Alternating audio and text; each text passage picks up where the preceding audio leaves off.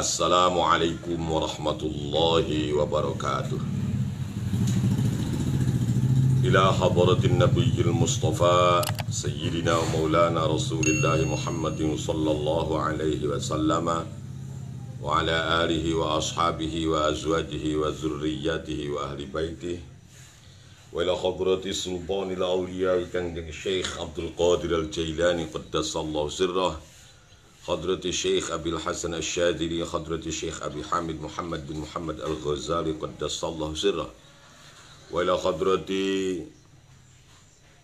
jami' ulama'in al-kiram khususan Syekh Nawawi Al-Bantani, ila hadrati Syekh Khalil Bangkalan, hadrati Syekh Hashim As'ari Jombang muassis Jam'iyah Nahdlatul Ulama, wa ila hadrati masyayikhina khususan Yai Ruhiyat, Yai Ilyas Ruhiyat, Yai Dudung Abdul Halim Ruhiyat Cipasung, Yai Abdullah Mahfuz Babakan Tipar Sukabumi, Kiai Masturo Tipar Sukabumi, Kiai Afifullah Babakan Tipar Sukabumi, wa ila hadrati Mama Tengku Toha Karang, Matu Bagus Bakri Sempuru, Abu Yatim Yati Banten, Abu Syairi Mertama Jahid Abdul Salam Cirebon, wa Ammi Kiai Bunyamin bin Mama Syafi'i, wa Jaddi Mama Syafi'i bin Bahjausin, wa azwajihim wa usulihim wa furu'ahim wa jaddatain wa yali arwahi abaina wa ummahatina wa li jami'al muslimin wal muslimat minal masyriq ila al maghrib, khususan walidi wa walidati, Allahumma ghfir lahum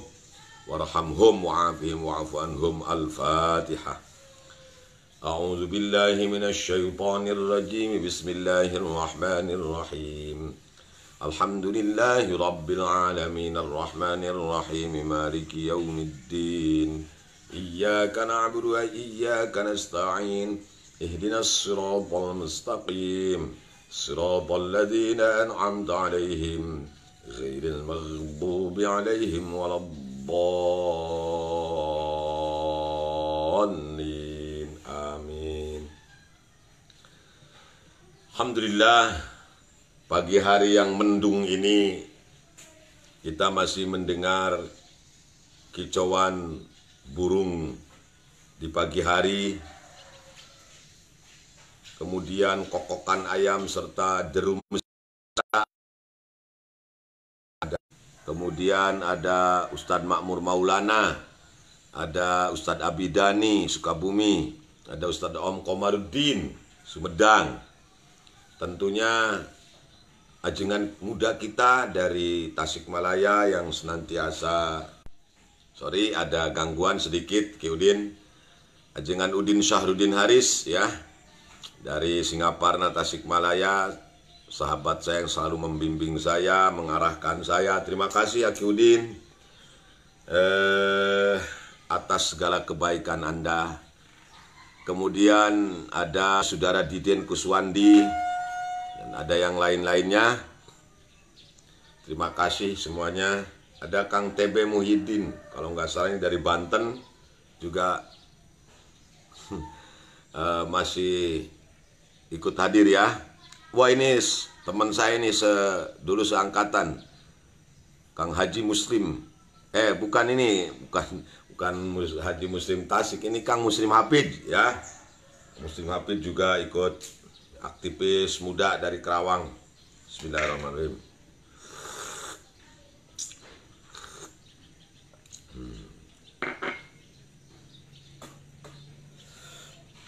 Alhamdulillah. Kata Ustadz Farid, Jipidud, ngaji ngopi udud. Ya, mohon maaf Ustadz Nanda ya, kami udud.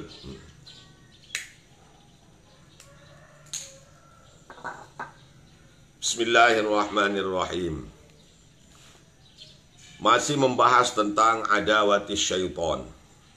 Wa'lam anna misalal qalbi misalu hisnin wa syaitanu aduun yuridu ayyadkhulal hisna fayamlikuhu wa yastaula alaih. Kita logat dululah sedikit ya. Wa'lam kanyaokeun ku anjeun anna misalal qalbi, kana sanyana contona hate misalu hisnin, eta teu beda seperti contona benteng. Wasyaitanu ari setan aduun, eta musuh yuridu anu bakal anu ngamaksud ieu setan ayat khula kana yen asup ieu setan alhisna kana benteng payamliku tuluy ngamilikan ieu setan ka benteng wastaula jeung menguasai setan alaika benteng wala yaqdiru jeung moal mampu ye kolbi ala hifzil hisni kana ngajaga benteng minal aduwi tina musuh illa biharasati abwabil hisni kecuali ku cara ngajaga panto-pantona benteng wa madakhilihi jeung tempat asupna benteng wa mawadi'i salmihi jeung tempat liang-liangna benteng.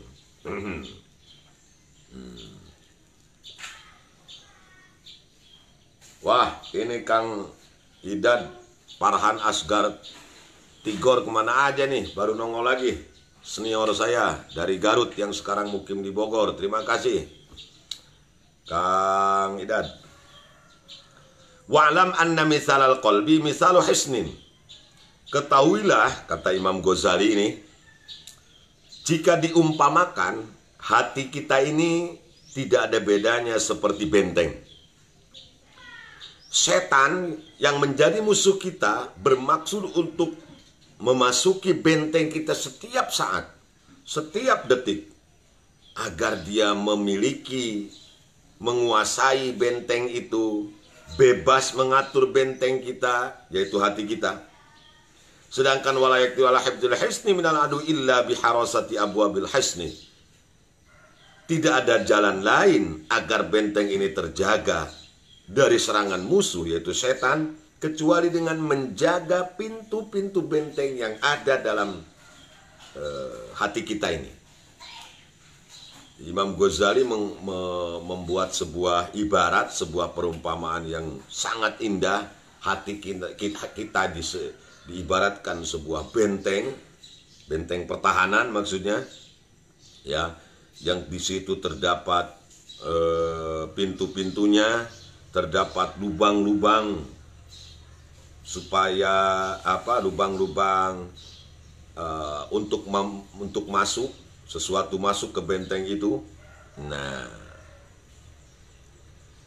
oleh karena setan sebagai musuh kita setiap saat akan memasuki benteng kita, memasuki hati kita, maka tidak ada jalan lain agar benteng ini selamat dari serangan musuh.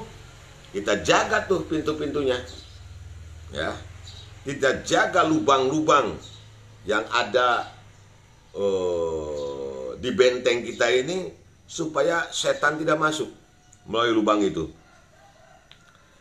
Wala yaqdiru ala harasati abwabihi man la yadriha. Wala yaqdiru jeung teu mampu ala harasati abwabihi kana ngajaga panto-pantona eta benteng sahaman si jalma la yadriha anu teu nyahuan ieu man kana eta abwab. Tidak akan mampu menjaga pintu dari benteng kita, dari hati kita, orang yang tidak mengetahuinya. Sugan lain panto itu, jadi terijagaan, nyablus-blus terus setan masuk.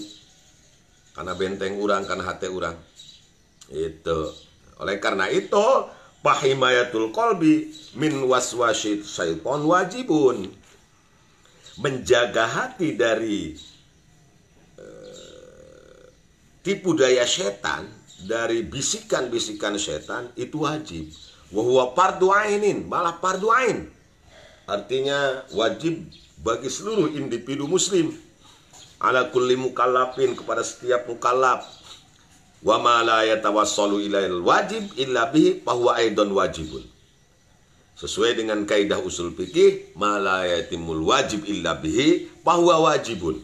Sesuatu yang menyebabkan tidak sempurna kalau sebuah kewajiban, kalau tidak ada sesuatu itu, maka sesuatu itu jadi wajib.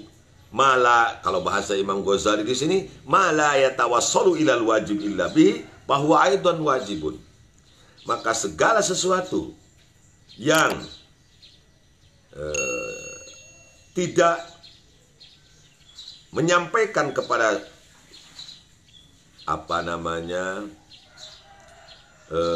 sebuah kewajiban illa bihi, kecuali dengan sesuatu itu bahwa aidan wajibun, maka sesuatu itu menjadi wajib. Jadi yang menjadi wasilah terhadap satu kewajiban, maka wasilahnya ini menjadi wajib. Wala yatawassalu ila dab'i syaitan illa bima'rifati madakhilihi, illa bima'rifati madakhilihi. Tidak akan mencapai, tidak akan bisa seseorang menolak datangnya setan kecuali dengan mengetahui tempat-tempat masuknya setan. Oleh karena itu, fasorat ma'rifatu madakhilihi wajibatan. Maka dengan demikian, mengetahui tempat-tempat masuknya setan, mengetahui pintu-pintu masuknya setan ke dalam hati kita menjadi wajib. Ya, wa madakhiluhu wa abwahu sifatul abdi wa hiya katsiratun. Dan perlu diketahui, kata Imam Ghazali, tempat masuknya setan ke dalam hati kita, ya, pintu-pintu setan untuk masuk dalam hati kita, sifatul abdi adalah sifat-sifat manusia, sifat-sifat seorang hamba Allah, wahya katsiratun, dan banyak sekali itu sifat-sifat yang menjadi tempat masuknya setan, pintu-pintu masuknya setan ke dalam hati kita itu banyak sekali. Minha al-ghadab wasyahwat, wa minha al-jiddu wal hirsu, wa minha asy-syab'u minat ta'am, wa minha hubbut tazayyun, wa minha al-ajalah wa tarkut tasabbut, wa minha ad-darahim wad dananir, wa minha al-bukhlu wa khauful faqri, wa minha at-ta'assubu lil madahib wal ahwa wal hiqdu 'alal khusum, wa minha su'udzon bil muslimin, dan seterusnya. Nah, dan lain-lain, bukan dan seterusnya. Bismillahirrahmanirrahim. Ngopi-ngopi mulai dulu Ki Udin ya. Muir deui wae, piraku muir Ki Udin henteu oge.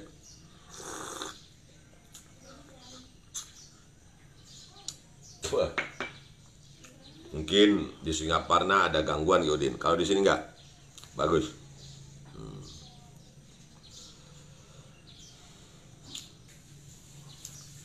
Kata Imam Ghazali bahwa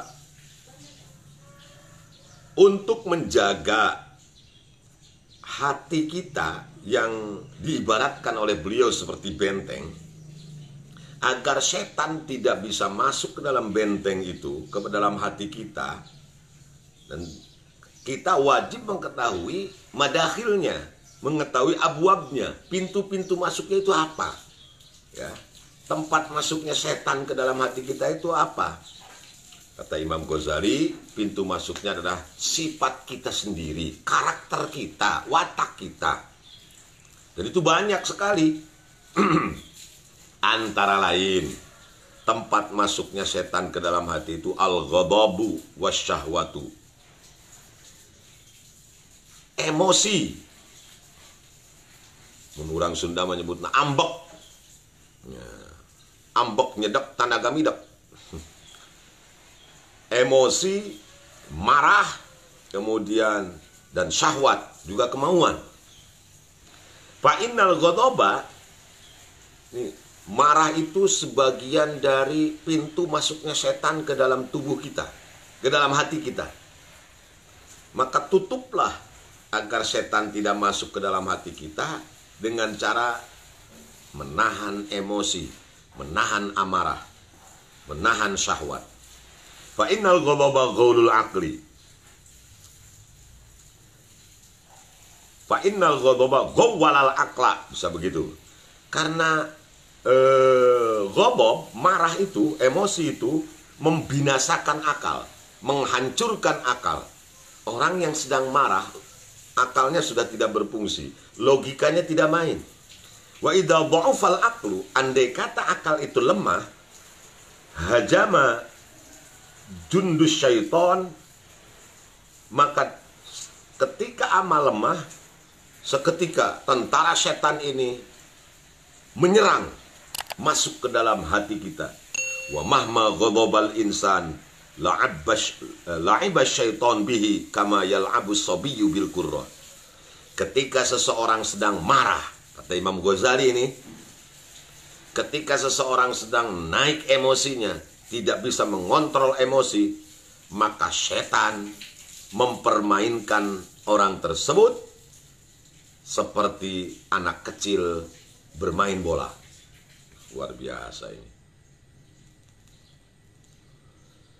Bagaimana kita lihat orang yang sedang, sebetulnya bukan anak kecil saja ya, ini anak dewasa juga kalau main bola ya sama. Diibaratkan seperti seorang anak kecil, kata Imam Ghazali, yang sedang main bola. Demikian juga ketika setan merasuki orang yang sedang marah, tidak bisa mengontrol emosinya, itu seperti anak kecil yang sedang mempermainkan bola.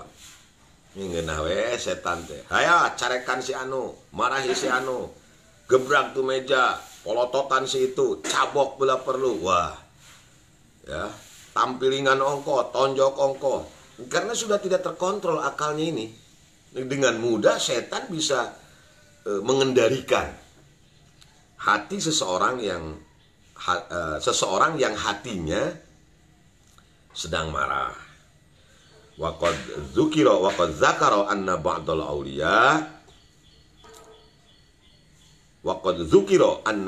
awliya qala li iblis arini kaifa taghribu bana adam faqala akhidhu 'indal ghadab wa 'indal hawa. Waduh.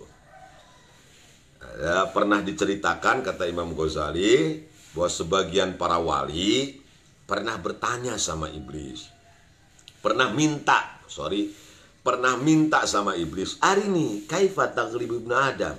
Coba perlihatkan kepadaku bagaimana kamu bisa mengalahkan manusia itu, seperti apa cara kamu bisa mengalahkan manusia itu.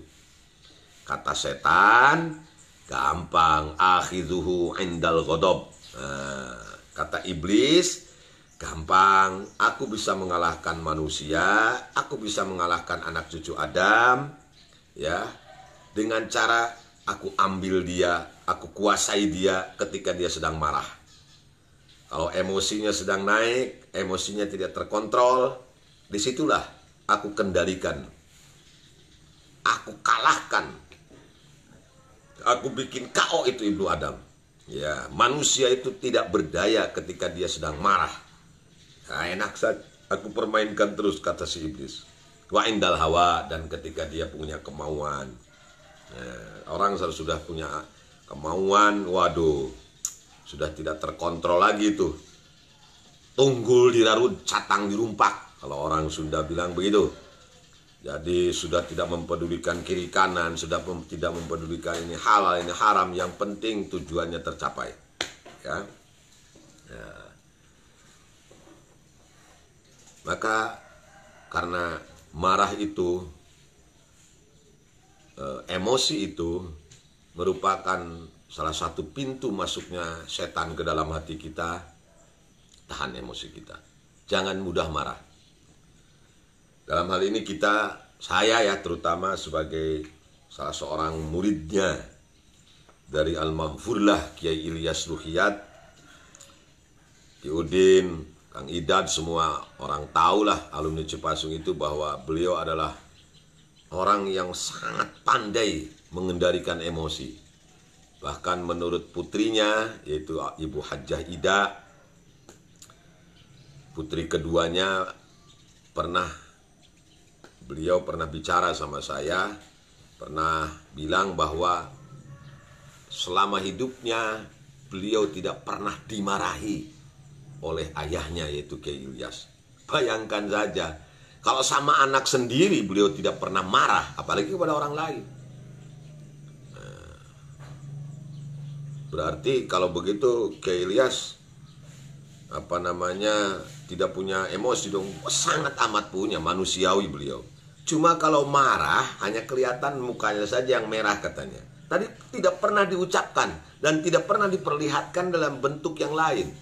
Misalnya gebrak meja atau pukul ini, pukul itu, nggak pernah. Itu hebatnya Kiai Ilyas. Jadi saya teringat apa yang disabdakan oleh Rasulullah Sallallahu Alaihi Wasallam bahwa orang yang paling hebat, paling sakti itu bukan orang yang bisa mengalahkan semua orang. Jagoan itu bukan orang yang bisa melumpuhkan musuh-musuhnya, tetapi orang yang jagoan itu, kata Kangjeng Nabi, man yamliku nafsahu indal ghadab, orang yang bisa mengendalikan nafsunya, mengendalikan emosinya, mengendalikan amarahnya ketika dia sedang marah. Ini kan luar biasa. Aduh, orang mah ka anak, ka murid, ka santri, ka pamajikan, ka sawe, gampang marah teh emosi. Ya Allah ya Rob, Kiai Ilyas Ruhiyat luar biasa. Seumur hidupnya tidak pernah marah. Dan saya sebagai seorang santri, saya tidak pernah dimarahi oleh Kiai Ilyas. Walau ketika ngajar, ketika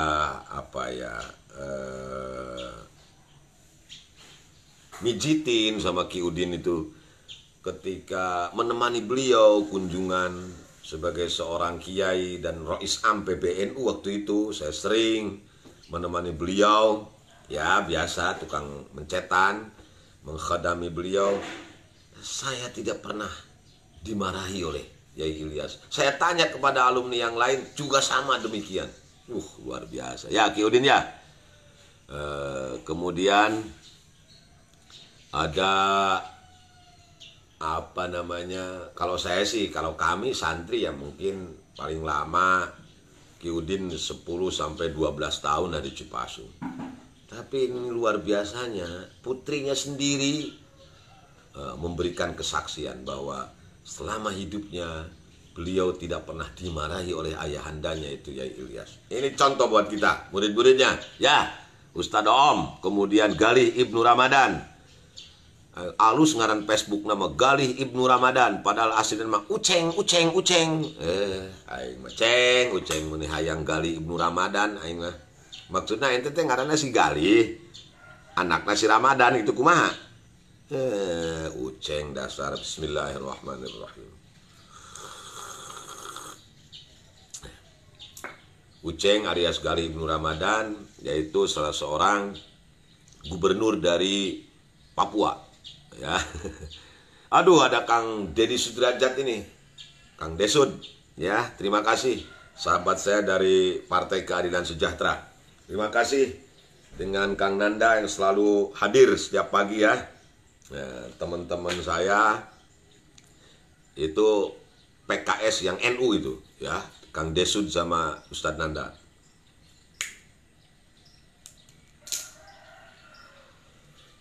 Mudah-mudahan nanti bulan Maulid, ya, PKS Kerawang ngondang saya untuk ceramah muludan, ya, di kantor PKS. Siap, ya, biar clear semuanya.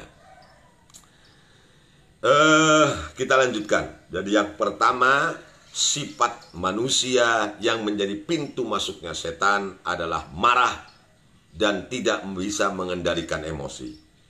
Wa minha, dan sebagian dari madakhil atau abwab pintu masuknya setan ke dalam hati manusia itu al-jiddu wal hirsu. Sungguh-sungguh, serius, ambisi dalam mencapai cita-cita duniawi. Nah, waduh, ini orang yang ambisius itu tempat masuknya setan itu. Kanal abdu famahma kanal abdu harisan ala kulli syai' a'mauhu hirsuhu wa asammahu. Kata Imam Ghazali, manakala seseorang berambisi, memiliki ambisi yang kuat ala kulli syai'in untuk mendapatkan segala sesuatu, mendapatkan jabatan, mendapatkan harta yang banyak, mendapatkan kehormatan, popularitas dan lain-lain, maka a'mahu hirsuhu wa asammahu. Ambisinya itu akan membutakan mata batinnya. Ambisinya akan menjadikan telinga batinnya menjadi tuli, wa asammahu. Fahina idzin yajidu syaitan fursatan, Maka saat itulah setan itu mendapatkan fursoh. Ada sebuah kesempatan, ada sebuah peluang untuk masuk ke dalam hati manusia yang memiliki ambisi dunia yang tinggi. Fayusinu indal haris kullu ma yusiruhu ila syahwatihi. Maka akan dianggap baik oleh seorang yang ambisius segala sesuatu yang bisa mencapai tujuannya. Mau halal, mau haram, mau dengan sogok sana, sogok sini, ya, tutup sana, tutup sini. Yang penting tujuannya tercapai. Itulah orang yang ambisius. Wa in kana munkaran, walaupun cara-cara tersebut cara-cara yang munkar, fahishan, yang tercela, yang keji, dengan cara menipu orang lain, sikut sana, sikut sini, injak bawah, tonjok depan, tajong belakang, pokoknya dengan semua cara. Yang penting tujuannya tercapai, mendapatkan apa yang dia inginkan. Jabatanlah, popularitaslah, nama baiklah, harta yang banyaklah, dengan cara apapun dia lakukan. Meski cara tersebut munkar, kemudian fahishan, keji, tidak beradab, tidak manusiawi, baginya sah-sah saja. Dianggapnya baik-baik saja. Fayusinu, dia menganggap baik kok. Semua yang dilakukannya, semua cara yang dilakukannya dianggap baik saja. Yang penting tujuannya tercapai. Nah, ini orang yang ambisi, yang kadedemes kalau orang Sunda bilang, itu bisa dengan mudah dikendalikan oleh setan. Itu pintu masuk setan itu lebar sekali bagi orang yang ambisius. Na'udzubillah, summa na'udzubillah min dzalik. Semoga kita dan keluarga kita semua dijaga oleh Allah dari sifat jiddu wal hirsu terhadap dunia. Ya, kalau terhadap akhirat yang memang harus serius, harus ambisius. Waduh, orang lain bisa puasa sunat Senin Kamis ini, kenapa saya tidak? Waduh, orang lain bisa bangun setiap malam tahajud, megang tasbih, kenapa saya tidak? Waduh, orang lain bisa menyantuni yatim, merangkul jompo, kenapa saya tidak? Nah, itu kalau urusan akhirat ya kita harus serius, ya. Jangan sampai melempem, harus semangat terus. Faqad ruwiya anna Nuhan alaihi salam lamma raqibas safinata hamala fiha min kulli zawjaini itsnaini kama amarahu Allah taala. Ini cerita tentang bagaimana setan ini menggoda kita dengan berbagai macam cara. Ya. Suatu ketika zaman Nabi Nuh alaihi salam, ketika beliau diperintahkan oleh Allah Subhanahu wa taala untuk membuat perahu. Karena sebentar lagi, tidak akan lama lagi, bumi ini akan banjir. Seluruh permukaan bumi akan merasakan dampak dari banjir itu.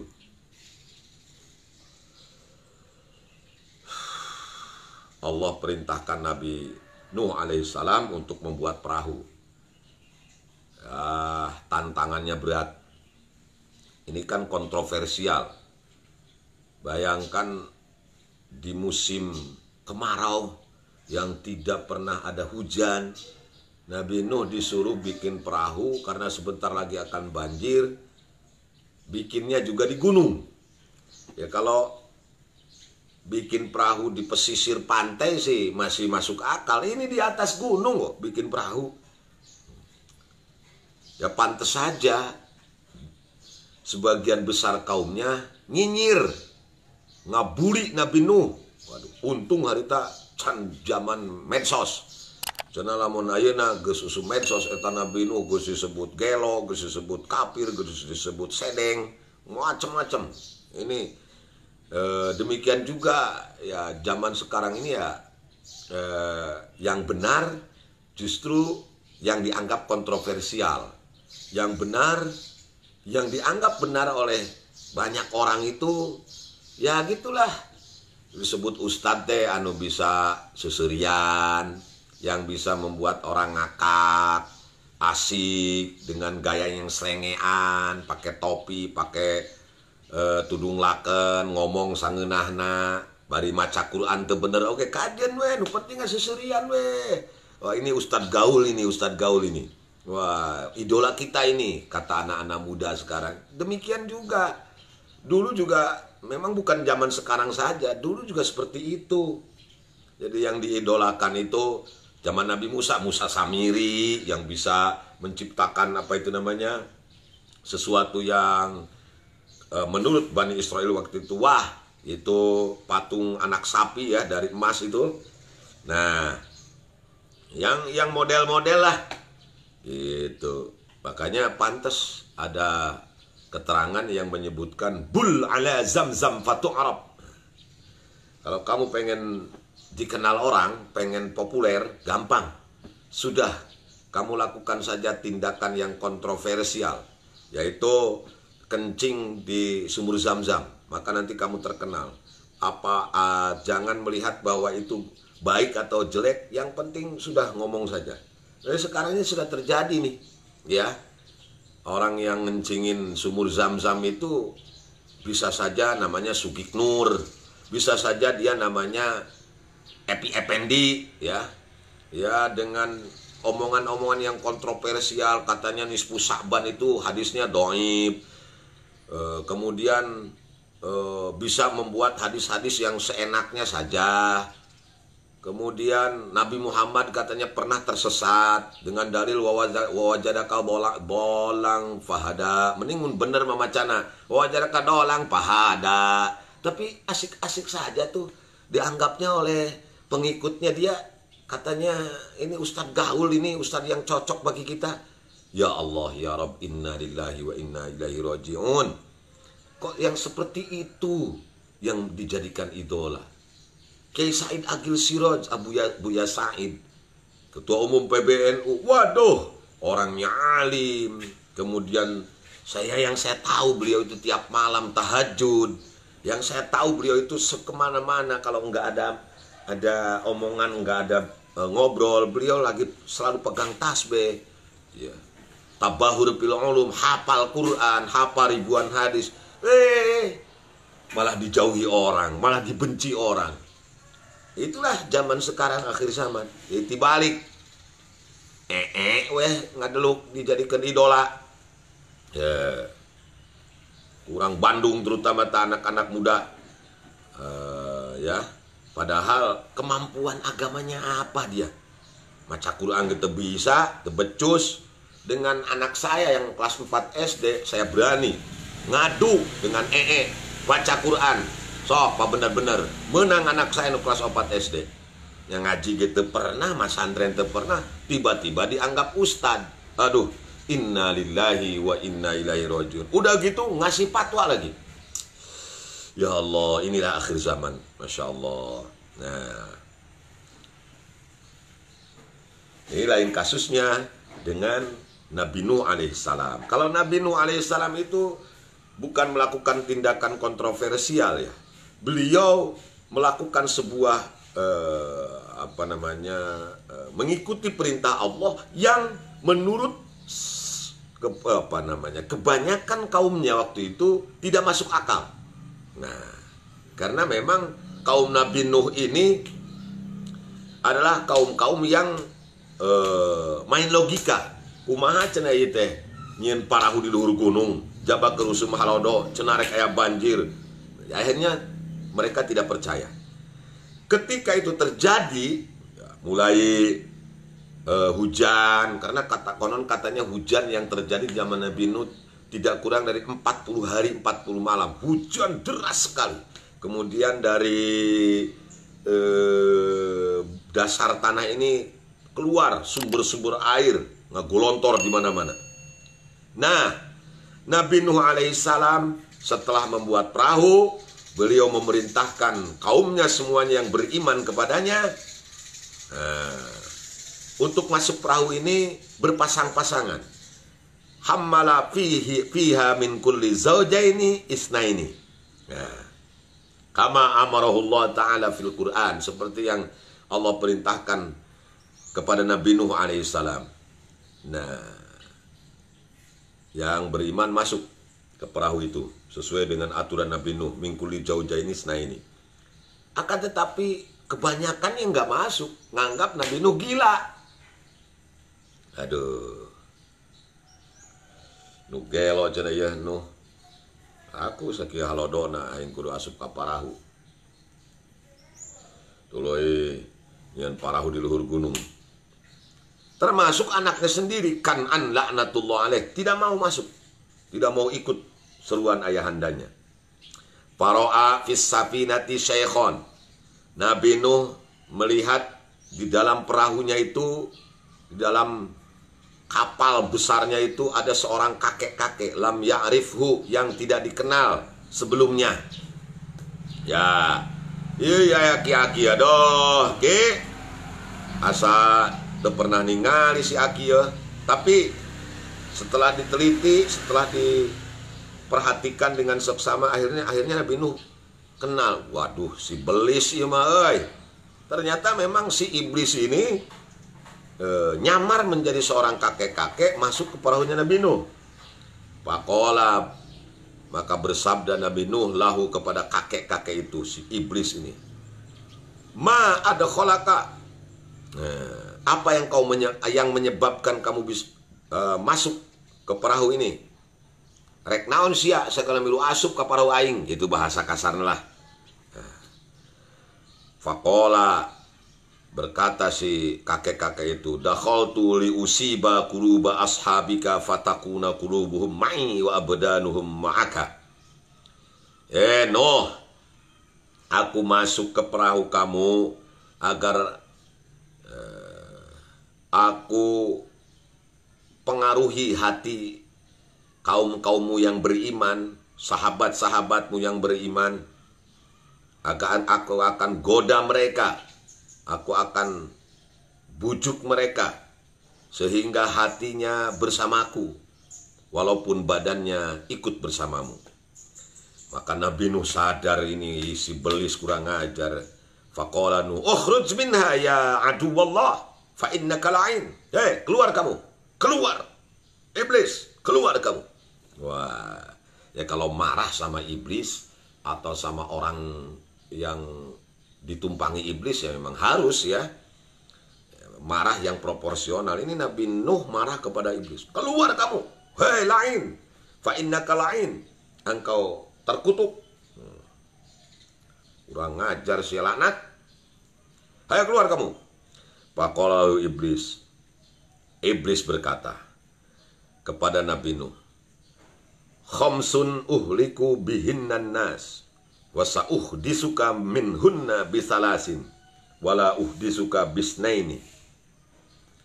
Kata si iblis sambil cengengesan tentunya, no, 5 hal yang dengan 5 hal itu akan aku hancurkan, akan aku binasakan anak Adam, seluruh manusia, anak cucunya Nabi Adam.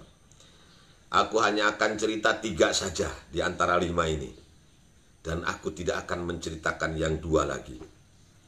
Fawhallahu ila Nuh, Allah memberikan wahyu kepada Nabi Nuh, annahu la hajatalaka, bahwa Nabi Nuh itu tidak butuh kepada yang 3 yang katanya pengen diceritakan oleh si iblis. Fal yuhdiska bil isnen, hendaknya si iblis itu menceritakan kepadamu, kata Allah ini, bil isnen, yang 2 saja Nuh, udah gak usah didengerin. Katanya yang 3 yang akan diceritakan, yang 2 akan dirahasiakan. Pokoknya justru kamu harus minta 2 hal yang bisa menghancurkan anak cucunya Adam, menghancurkan, membinasakan manusia, menjadikan temannya si iblis. Perintah itu yang 2 mana yang dirahasiakan oleh si iblis? Faqala lahu Nuh, mal isnan. Ya Nabi Nuh karena diberikan wahyu oleh Allah. Iblis, aku nggak butuh yang 3. Yang katanya kau akan ceritakan kepadaku. Aku butuhnya yang 2 saja. Coba omongkan. Faqala, si iblis menjawab, humal latani. La. Kalau saya baca tukadziba ini kurang pas ini. Kalau saya baca la takadzabani huma allatani la takholafani. Nah, kata si iblis begini, 2 hal ini setia menemaniku, setia menjadi pengikutku, setia menjadi alat aku untuk menghancurkan Adam dan keturunannya. 2 hal ini tidak pernah gagal. Dengan 2 hal ini aku selalu berhasil menggelincirkan manusia, membinasakan manusia. Bihima uhlikun nas. Dengan 2 hal ini aku hancurkan, aku binasakan manusia. Al-hirsi wal hasadi. Yang 2 itu, yang pertama adalah hirsun, ambisi. Ya, kadademes. Wal hasadi, yang kedua adalah hasad atau iri hati, iri dengki. Fabil hasadi lu'intu wa ja'altu rajiman. Dengan hasud aku dilaknat, dikutuk oleh Allah, dan aku menjadi makhluk yang terbuang, yang terkutuk. Wa amal hirsu fa innahu ubiha li adam mal jannatu kulluha illa syajarata fa asabtu hajati minhu bil hirsi. Kalau dengan kadademes, kalau dengan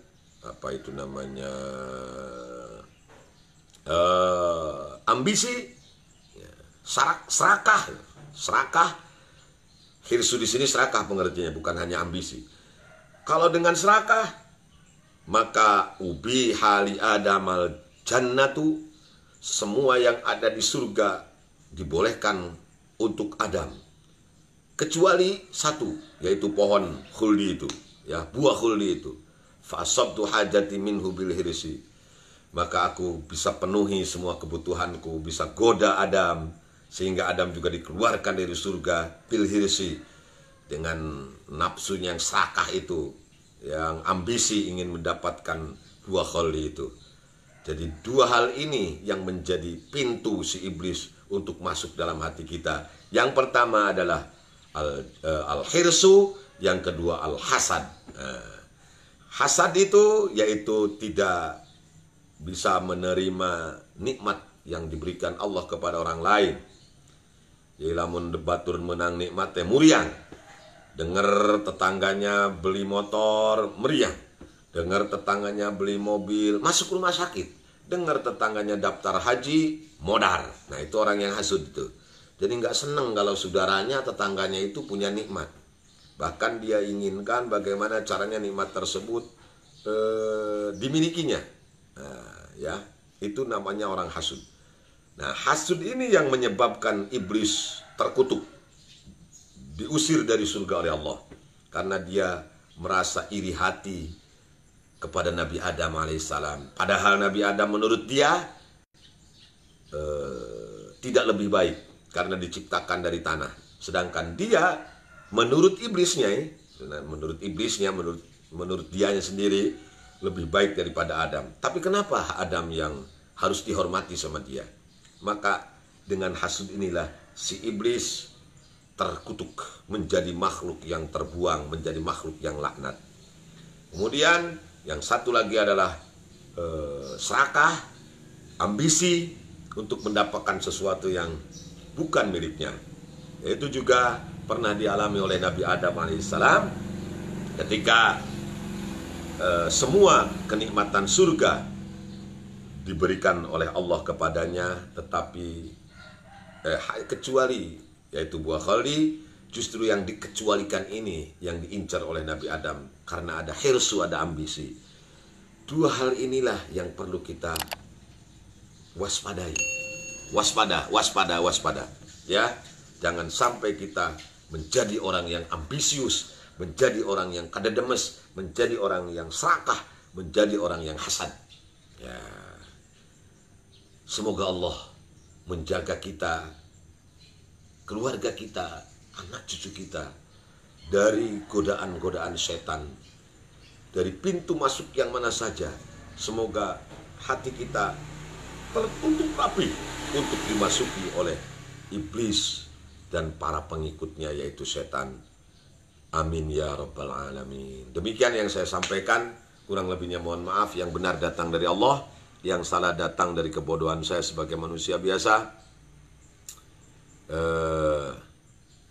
Terima kasih kepada Aki Udin, kepada Kang Idad Farhan Asgar Tigor, kepada Kang Haji Irwan, kepada senior saya Kang Haji Ayi Hambali, kepada senior saya Kang Haji Dede Asy'ari Cianjur, kepada para kiai, para alim, para ulama. Saya mohon maaf jika ada kesalahan, baik cara membaca, cara menjelaskan, cara menerangkan. Yang benar datang dari Allah, yang salah datang dari kebodohan saya. Semoga Allah mengampuni dosa kita semua. Khudma sofa wa da'ma kadar.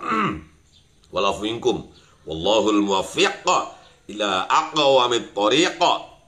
Assalamualaikum warahmatullahi wabarakatuh. Waduh, tetangga kuring ayah ya, watata tamimi.